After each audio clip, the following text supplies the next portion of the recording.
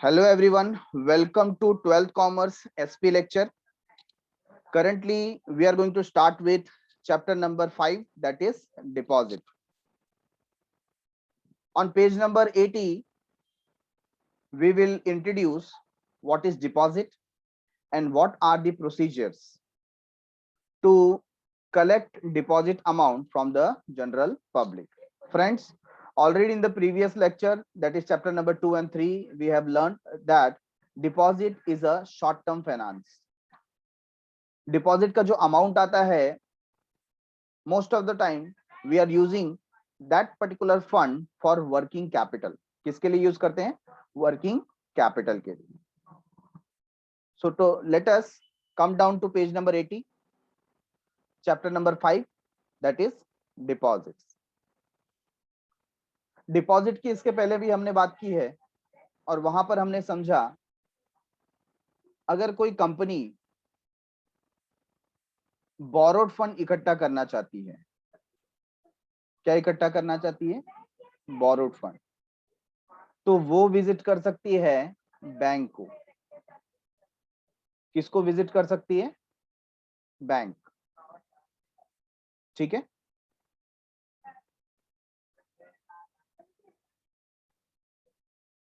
तो हमारी जो कंपनी है, let's keep a name like आबा बाबा कंपनी लिमिटेड. कौन सी कंपनी है? आबा बाबा कंपनी लिमिटेड. और इस कंपनी को क्या चाहिए? लोन चाहिए. तो अगर वो बैंक से लोन लेती है तो यहां पर इसको ह्यूज रेट ऑफ इंटरेस्ट पे करना पड़ता है. से for example something around 18 to 24%. इतना इंटरेस्ट का अमाउंट पे करना पड़ता है. ये पैसा बैंक के पास आता कहां से है? तो जो जनरल पब्लिक है, ये पब्लिक अपना डिपॉजिट बैंक में रखती है. ठीक है.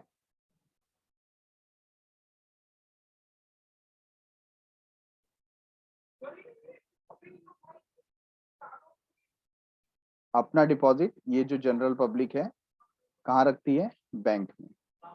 कौन से फॉर्म में? सेविंग अकाउंट के फॉर्म में, देन करंट अकाउंट के फॉर्म में, देन रिकरिंग डिपॉजिट अकाउंट के फॉर्म में और फिक्स्ड डिपॉजिट अकाउंट के फॉर्म में. आपको भी पता है अगर बैंक में फिक्स्ड डिपॉजिट रखते हैं, है ना, तो वो एक फिक्स पीरियड ऑफ टर्म के लिए रहता है. फॉर एग्जांपल 5 इयर्स के लिए ये अमाउंट रखा गया है. How many years? 5 इयर्स. अब बैंक के पास ये पैसा रखा गया है in the form of deposit, और बैंक इसके बदले में इनको क्या देगी? इंटरेस्ट. सेविंग अकाउंट होगा तो अप्रोक्सीमेट 4 to 5% का इंटरेस्ट हो सकता है. करंट अकाउंट पे तो 0 से 1% का इंटरेस्ट मिल सकता है. रिकरिंग डिपॉजिट के ऊपर आप देखेंगे कि 5 to 6% तक का इंटरेस्ट मिल सकता है और एफडी के ऊपर 7 to 8% तक का इंटरेस्ट मिल सकता है. तो ये जो है हम मैक्सिमम यहाँ पर कंसीडर करते हैं 8%. कितना कंसीडर कर रहे हैं? 8%. ठीक है. जबकि ये ही बैंक कंपनी को लोन दे रही है और इंटरेस्ट ले रही है. ठीक है ना. कंपनी को लोन देके इंटरेस्ट ले रही है 18 से 24% तक. अब बीच का जो मार्जिन है, हम यहाँ पर इसका मिनिमम ये रेट पकड़े, है ना, तो 8% जनरल पब्लिक को दे रहे हैं, 18% कंपनी से ले रहे हैं. तो बीच का जो 10% है, ये फायदा किसको मिल रहा है? बैंक को मिल रहा है. और इसकी वजह से कंपनी को ये जो बोरोड कैपिटल है बहुत महंगा मिल रहा है. कैसा मिल रहा है? महंगा. अब इस केस में क्या हो सकता है? अगर कंपनी डायरेक्टली अप्रोच करे, किसको अप्रोच करे? जनरल पब्लिक को कंपनी डायरेक्टली अप्रोच करे और कहे कि आप जो ये एफडी हैं बैंक में देने से अच्छा डायरेक्टली हमें दे दीजिए, बराबर है ना, शॉर्ट टर्म बेसिस पे, तो हम आपको अच्छा खासा इंटरेस्ट दे सकते हैं। हमारा जो इंटरेस्ट होगा वो 12% तक जा सकता है या 14% तक जा सकता है, जो भी आरबीआई गाइड करे उसके हिसाब से हम आपको इंटरेस्ट देंगे। तो आपको करंटली मिल कितना रहा है, ओनली 8%। इंस्टेड ऑफ दैट हम आपको कितना देंगे, 12% देंगे। तो इसमें क्या हो जाता है, इसमें कंपनी का भी बेनिफिट है और जनरल पब्लिक का भी बेनिफिट है। तो ये जो ट्रांजैक्शन हो रहा है जहां पर कंपनी डायरेक्टली पैसा ले रही है, किससे ले रही है, जनरल पब्लिक से। तो जो फिक्स डिपॉजिट वो बैंक में रखते हैं उसे कहते हैं एफडी। क्या कहते हैं, एफडी। और अगर वही पैसा कंपनी में रखा जाए तो उसे कहा जाता है पब्लिक डिपॉजिट। क्या कहा जाता है, पब्लिक डिपॉजिट। ठीक है, ये जो पर्टिकुलर पब्लिक डिपॉजिट है इसका मिनिमम और मैक्सिमम पीरियड होता है। क्या होता है, minimum and maximum period. Minimum period कितना है, 6 मंथ। मतलब अगर आपको डिपॉजिट के रूप में पैसा लेना है जनरल पब्लिक से तो मिनिमम पीरियड कितना होना चाहिए, 6 मंथ। 6 मंथ से कम पीरियड के लिए आप पैसे नहीं ले सकते। मैक्सिमम पीरियड कितना हो सकता है, मैक्सिमम पीरियड हो सकता है 36 मंथ। कितना हो सकता है, 36 मंथ। मतलब ज्यादा से ज्यादा कंपनी ये पैसा अपने पास 36 मंथ तक रख सकती है, उससे ज्यादा रख सकती नहीं है। ये पैसा रिटर्न करना पड़ेगा, रिडीम करना पड़ेगा। ये पैसा किस काम आता है ना, इसका रोल क्या है, तो ये वर्किंग कैपिटल पे करने के काम आता है, in the form of working capital. मतलब इसे हम कहते हैं शॉर्ट टर्म फाइनेंस। क्या कहते हैं, short term finance. For example कभी कभी हमारे पास रॉ मटेरियल परचेस करने के लिए पैसा नहीं है, कभी कभी वेजेस या सैलरी देने के लिए पैसा नहीं होता है, इलेक्ट्रिसिटी का बिल पे करना है, वाटर बिल पे करना है, या जो डेली रिक्वायरमेंट है उसको हमें कंप्लीट करना है। ऐसे केस में जो भी वर्किंग कैपिटल का हमें नीड होता है हम उसको डिपॉजिट की मदद से कवर करते हैं। किसकी मदद से, डिपॉजिट की मदद से। पहला क्वेश्चन, क्या डिपॉजिट के ऊपर हमें सिक्योरिटी मिलती है। सिक्योरिटी का मतलब किससे हो गया, चार्ज ओवर एसेट से। किससे हो गया, चार्ज ओवर एसेट। तो मेरा क्वेश्चन है, क्या हमें इस डिपॉजिट पे चार्ज ओवर एसेट मिलेगा, आंसर इज नो। ये जो डिपॉजिट होता है इट इज अनसिक्योर्ड। क्या होता है, अनसिक्योर्ड। डिपॉजिट के ऊपर कोई सिक्योरिटी होती नहीं है। दैट मीन्स ये एक रिस्की फंड है। कैसा फंड है, रिस्की। तो क्या हर एक कंपनी डिपॉजिट कलेक्ट कर सकती है, answer is no. Deposit collect करने के लिए उसका क्रेडिटेबिलिटी स्ट्रांग होना चाहिए, है ना, क्रेडिट वर्दीनेस अच्छा होना चाहिए, तभी लोग उस पर विश्वास करेंगे, अदरवाइज उनको कोई पैसे देगा नहीं। दैट मीन्स न्यू कंपनीज जो है वो डिपॉजिट के लिए कभी आगे आती नहीं है, क्योंकि नए कंपनी को कोई भी डिपॉजिट देगा नहीं। Getting it everyone. तो जो ओल्ड कंपनी है, रेप्यूटेड कंपनी है, जो बहुत अच्छे से बिजनेस कर रहे हैं, ऐसे कंपनी ही डिपॉजिट कलेक्ट कर सकते हैं जनरल पब्लिक से। तो इसके अंदर एक कैटेगरी आ जाती है प्राइवेट कंपनी की। किसकी आ जाती है, प्राइवेट कंपनी की। क्या एक प्राइवेट कंपनी, क्या एक प्राइवेट कंपनी डिपॉजिट कलेक्ट कर सकती है जनरल पब्लिक से, answer is no. Private company can not collect deposit from general public.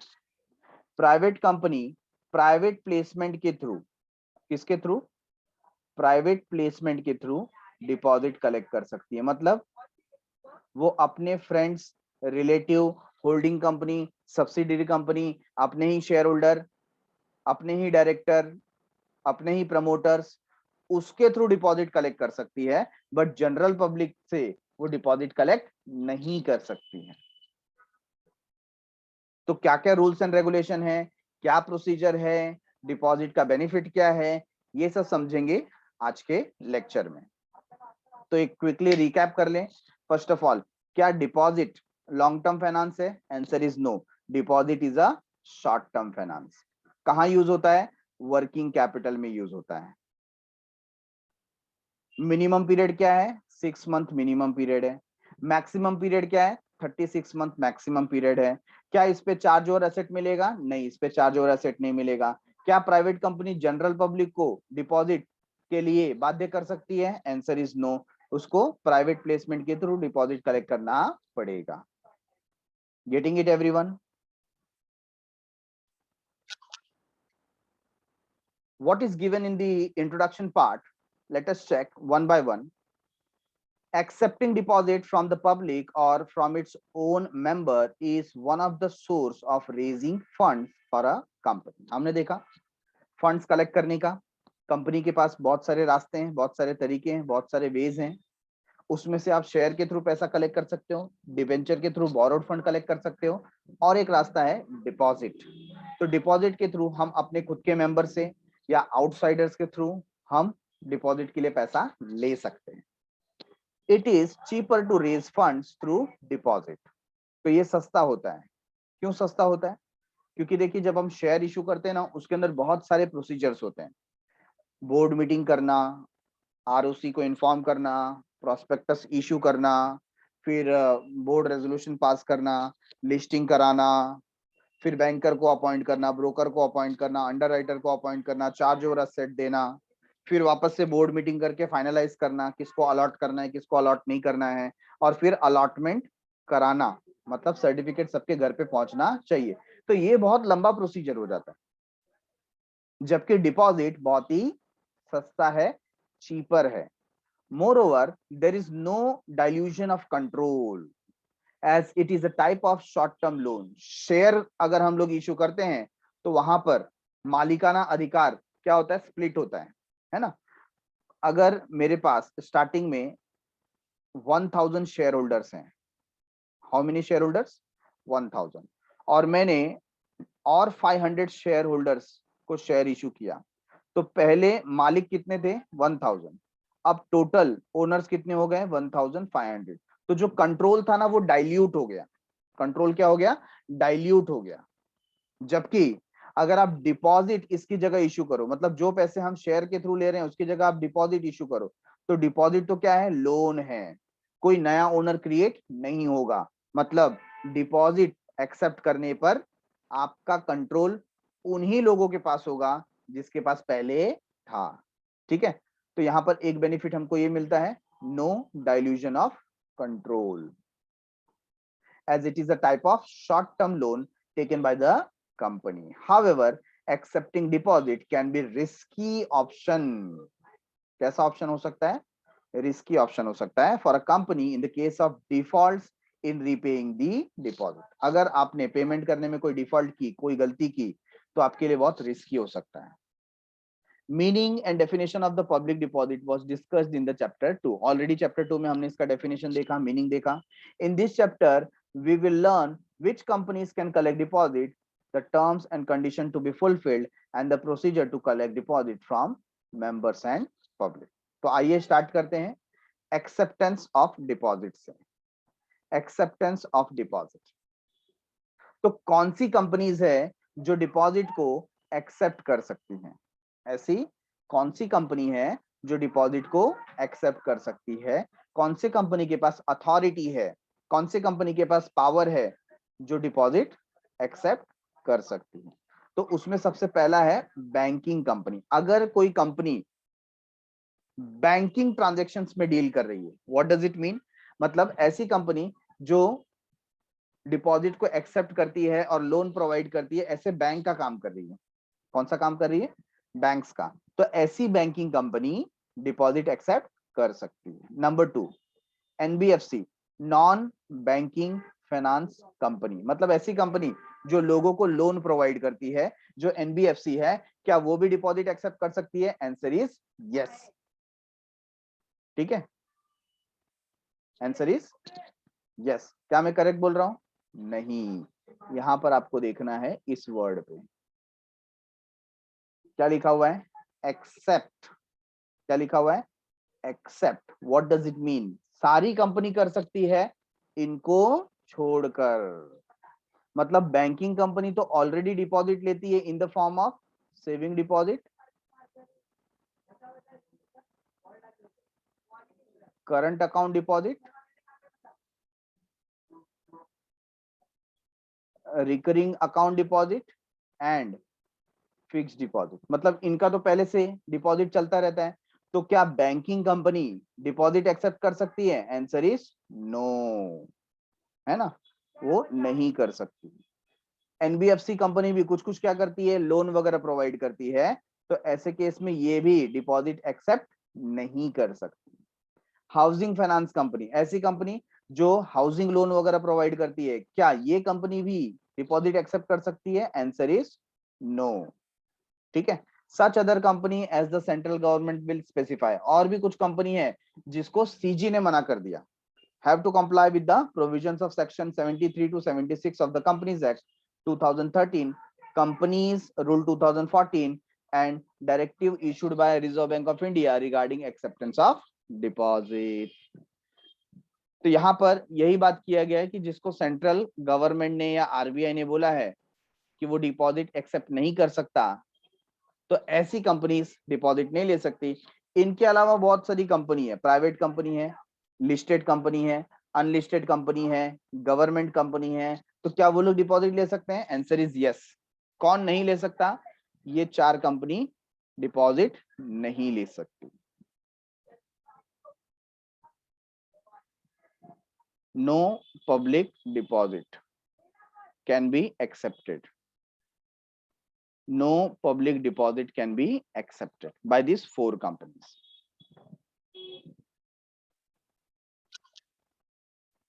अब डिपॉजिट किससे ले सकते हैं? तो उसके दो पार्ट हैं। एक तो आप डिपॉजिट ले लीजिए मेंबर से, और दूसरा किससे ले सकते हैं? पब्लिक से। मेंबर कौन? जो ऑलरेडी हमारे शेयर होल्डर हैं। कौन है? Share holder. ठीक है ना। और ये क्या है? ये ओपन पब्लिक, मतलब ओपन मार्केट से पब्लिक कोई भी आए और डिपॉजिट दे चलेगा, need not to be a member of the company. तो देखिए इसमें कुछ क्राइटेरिया दिया है। अगर आप एक प्राइवेट कंपनी है, अगर आप एक प्राइवेट कंपनी है, तो क्या आप पब्लिक से डिपॉजिट ले सकते हैं? Answer is no. आपको सिर्फ डिपॉजिट मिलेगा अपने मेंबर्स से। कहां से मिलेगा? मेंबर्स से। Second, public company other than eligible company, ऐसी पब्लिक कंपनी जो डिपॉजिट के लिए एलिजिबल नहीं है ना, उसको डिपॉजिट के लिए अलाउ नहीं किया गया, तो वो किससे डिपॉजिट ले सकती है? अपने मेंबर से ले सकती है, मतलब अपने शेयर होल्डर से ले सकती है। ठीक है। थर्ड, एलिजिबल पब्लिक कंपनी, ऐसी पब्लिक कंपनी जो एलिजिबल है, ठीक है, तो वो कंपनी मेंबर से भी ले सकती है और पब्लिक से भी ले सकती है। आप देखेंगे एलिजिबल कंपनी यहां भी है, एलिजिबल कंपनी यहां भी है। What does it mean? अगर आप एक एलिजिबल कंपनी है तो आप अपने मेंबर से भी डिपॉजिट ले सकते हैं और आप जनरल पब्लिक से भी डिपॉजिट ले सकते हैं। वेरएस हम जब पब्लिक डिपॉजिट की बात करेंगे तो एलिजिबल कंपनी और गवर्नमेंट कंपनी, ये दो ही कंपनी है जो पब्लिक से पैसा ले सकती है in the form of deposit. ये बाइफर्केशन समझ में आया सभी को?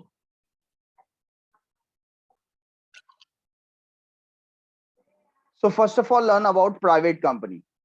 Private company as you already know, हमें डिस्टिंग्विश पता है कि पब्लिक कंपनी किसे कहते हैं और प्राइवेट कंपनी किसे कहते हैं, है ना।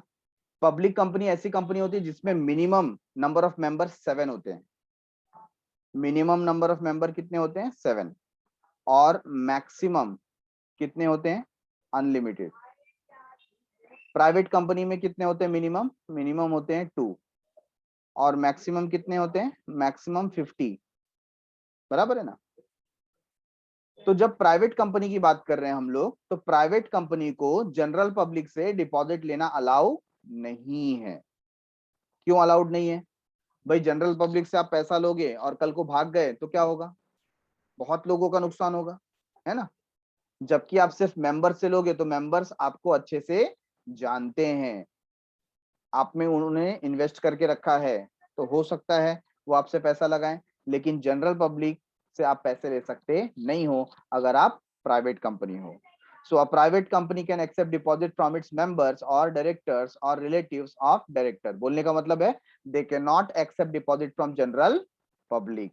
वो मार्केट में कोई एडवर्टीजमेंट भी नहीं कर सकते हैं, कोई प्रोस्पेक्टस भी इशू नहीं कर सकते हैं, कोई ऑफर लेटर भी नहीं दे सकते हैं। Number 2, public company other than eligible, मतलब जो कॉम्पिटेंट नहीं है, उसकी लायकात नहीं है, these companies can accept deposit from its member और डायरेक्टर। तो सिर्फ मेंबर और डायरेक्टर से ले सकते हैं, क्योंकि कुछ ना कुछ क्राइटेरिया में वो विफल हो गए, फेल हो गए, उनका कुछ क्राइटेरिया कंप्लीट नहीं हुआ होगा, इसके लिए उनको लायक नहीं समझा जाता।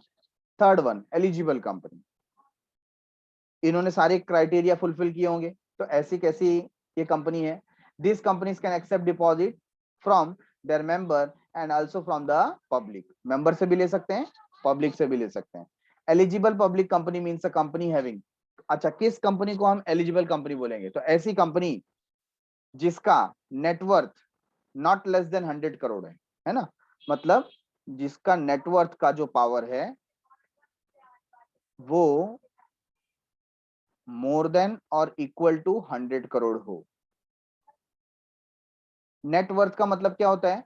नेटवर्थ का मतलब उसमें इक्विटी शेयर कैपिटल आ जाएगा, प्रेफरेंस शेयर का कैपिटल आ जाएगा, प्लस जितना भी रिजर्व्स है, रिटेन्ड अर्निंग बोलते हैं ना, वो सब आ जाएगा, चाहे वो प्रॉफिट एंड लॉस का हो, जनरल रिजर्व हो, डिवेंचर रिडम्पशन रिजर्व हो, सारे फंड्स, ये सब मिला करके क्या बनता है?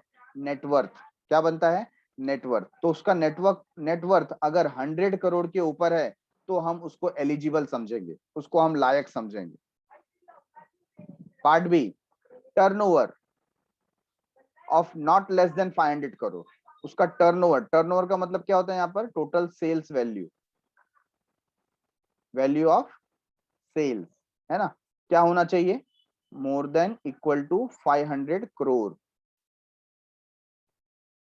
more than equal to 500 crores and which has obtained prior approval of its shareholder, और साथ ही साथ उसने अपने शेयर होल्डर से स्पेशल रेजोल्यूशन के थ्रू परमिशन लिया है। क्या लिया हुआ है? परमिशन लिया हुआ है। किससे लिया हुआ है?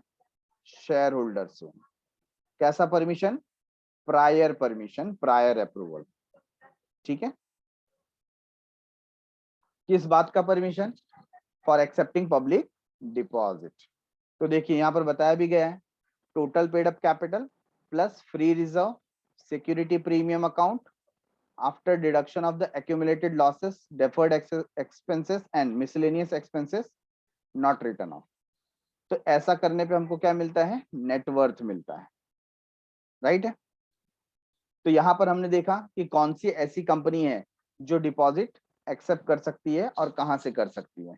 तो हमने देखा प्राइवेट कंपनी सिर्फ मेंबर से कर सकती है, public company other than eligible company सिर्फ मेंबर से कर सकती है, जो एलिजिबल कंपनी है और गवर्नमेंट कंपनी है ये पब्लिक से भी कर सकती है और मेंबर से भी कर सकती है ना। इसमें आप देखेंगे सिर्फ एलिजिबल कंपनी दोनों से कर सकती है, और गवर्नमेंट कंपनी अगर है तो वो किससे करेगी? Only from public. So here we have completed with accumulation of deposit from various sources.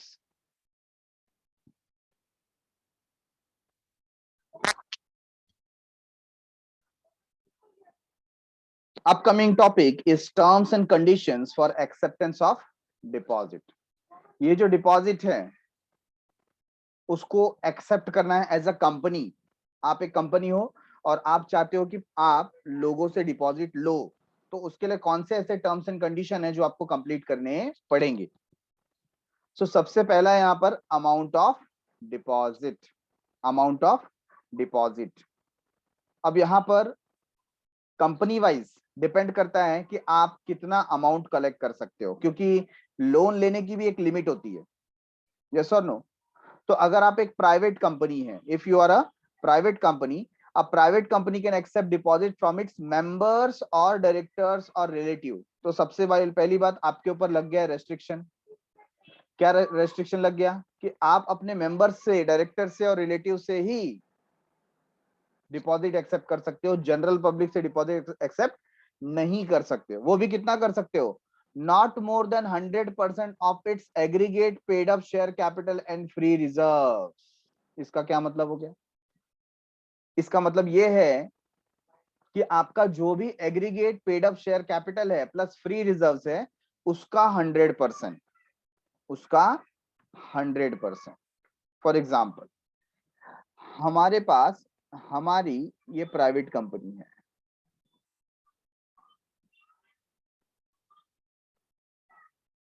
ठीक है। अब इसके पास जो पेड अप शेयर कैपिटल है उसमें क्या क्या आ गया, पेड अप शेयर कैपिटल में आ गया नंबर 1 इक्विटी शेयर कैपिटल। हम एक एग्जांपल ले लेते हैं, इक्विटी शेयर कैपिटल है 8 लाख रुपीस का। कितना है, 8 लाख रुपीस का। Number 2 paid up share capital में है प्रेफरेंस शेयर कैपिटल।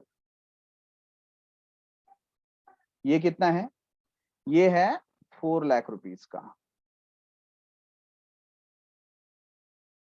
इसके अलावा कंपनी के पास कुछ फ्री रिजर्व्स पड़े हुए हैं, हम जिसे जनरल रिजर्व कह सकते हैं या हम जिसे प्रॉफिट एंड लॉस अकाउंट कह सकते हैं, ठीक है ना। रिटेन्ड अर्निंग क्या है, रिटेन्ड अर्निंग, तो वो कितना है, 3 लाख रुपीस का है।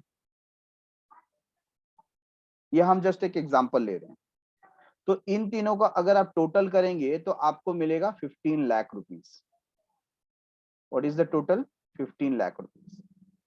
तो ऐसे केस में ये प्राइवेट कंपनी कितना डिपॉजिट एक्सेप्ट कर सकती है, 100% ऑफ दिस अमाउंट, मतलब वो और 15 लाख रुपीस का डिपॉजिट एक्सेप्ट कर सकती है, ठीक है। तो इसको डिपॉजिट लेना है तो 15 लाख से ज्यादा का डिपॉजिट ये एक्सेप्ट नहीं कर सकती, क्योंकि इसका paid up share capital plus reserve, paid up share capital plus reserve मिलाकर 15 लाख ही होता है, 15 लाख ही होता है। गेटिंग इट एवरीवन, ये बात समझ में आई। दूसरी बात हम करेंगे इंक्रीमेंट की। इंक्रीमेंट मतलब क्या और कोई इसमें बेनिफिट मिल सकता है। However, certain class of private companies as specified by the Companies Act can accept deposit more than 100% of its aggregate of paid up share capital and free reserve। कुछ ऐसी प्राइवेट कंपनीज हो सकती हैं जिनको specifically specified किया गया है। किसने किया, कंपनीज एक्ट 2013 ने किया, या कोई भी कंपनी का एक्ट हो, पहले का पुराना एक्ट हो नया एक्ट हो, उसने अगर उसको स्पेसिफाई करके रखा हुआ है तो वो 100% से ज्यादा का भी डिपॉजिट एक्सेप्ट कर सकती है। बात समझ में आई। तो ये बात हो गई प्राइवेट कंपनी की। Point number B, public company other than eligible company, ऐसी कंपनी जो एलिजिबल नहीं है। अच्छा, किसको हम बोलेंगे जो एलिजिबल नहीं है, जिसका paid up share capital plus free reserves ये 100 करोड़ से कम है, 100 करोड़ से कम है, या जिसका टर्नओवर 500 करोड़ से कम है ना।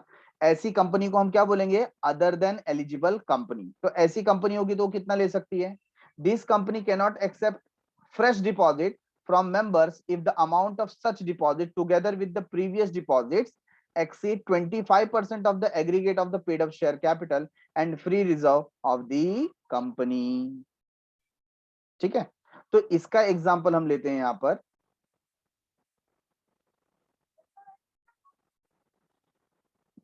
अगर ये सेम सिचुएशन पब्लिक कंपनी की होती,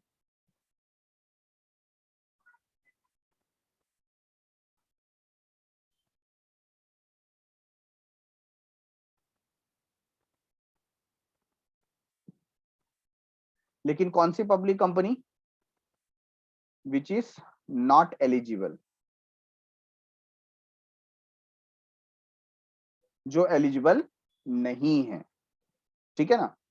तो वहां पर अगर इक्विटी शेयर कैपिटल इसके जैसा सेम होता, इक्विटी शेयर होल्डर का पैसा कितना होता है 8 लाख, और प्रेफरेंस शेयर होल्डर का पैसा कितना होता 4 लाख, और जो फ्री रिजर्व्स है वो कितना होता 3 लाख, तो टोटल कितना हो गया 15 लाख, ठीक है ना। तो 15 लाख का 25% ओनली, 15 लाख का 25% ओनली, चलिए कैलकुलेट कीजिए, लेट मी नो कि कितना होता है।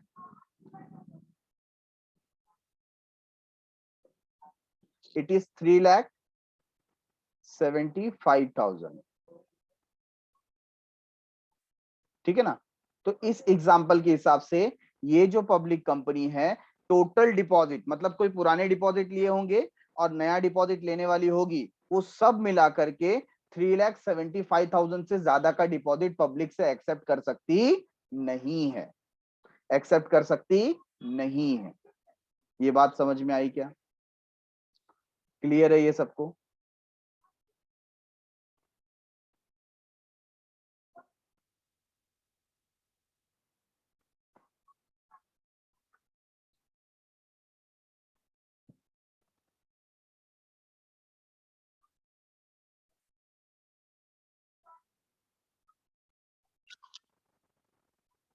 Point number C, eligible public company, ऐसी पब्लिक कंपनी जो एलिजिबल है। तो सबसे पहले हम सोचते हैं कि कौन सी कंपनी एलिजिबल होती है, जिसका पेड अप शेयर कैपिटल कितना होता है मोर देन और इक्वल टू 100 करोड़, वो एलिजिबल है।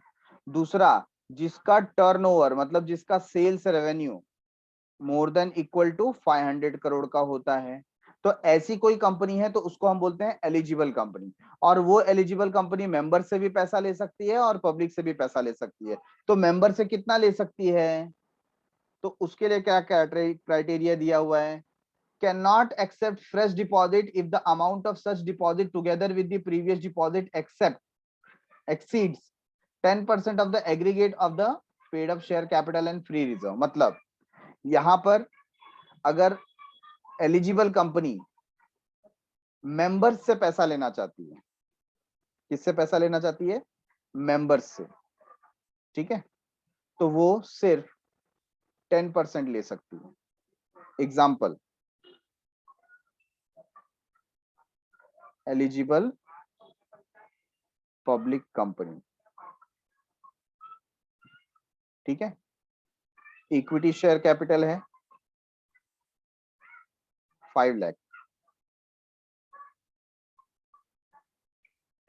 प्रेफरेंस शेयर कैपिटल है 5 लाख, और फ्री रिजर्व हमारे पास बहुत रिजर्व पड़ा हुआ है, कितना पड़ा हुआ है 10 लाख।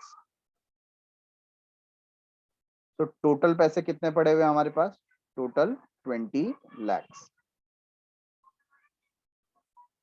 ठीक है।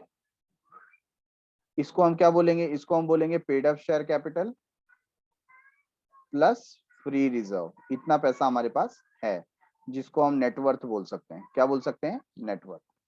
अब अगर आप मेंबर से पैसे कलेक्ट करते हो, मेंबर्स मतलब जो हमारे शेयर होल्डर हैं, तो इसका सिर्फ 10% ले सकते हैं। कितना ले सकते हैं, नॉट मोर देन 10%। सो 20 लाख का 10% कितना होगा बोलिए, 20 लाख का 10% 2 लाख होगा। मतलब आप अपने मेंबर से सिर्फ 2 लाख रुपीज ले सकते हैं इस केस में। और अगर आप पब्लिक से पैसे लेते हैं तो आप 25% ले सकते हैं। कितना ले सकते हैं, 25%। तो 20 लाख का 25% आप निकालिए, कितना हो जाएगा, 20 लाख का 25% आप निकालेंगे तो कितना हो जाएगा 5 लाख, है ना। तो इस तरीके से आप देखेंगे तो एक eligible public company total 7 lakh इस एग्जाम्पल में कलेक्ट कर सकती है। अगर परसेंटेज वाइज हम देखेंगे तो कितना percent, 35%, 10% from members and 25% from public. Hello.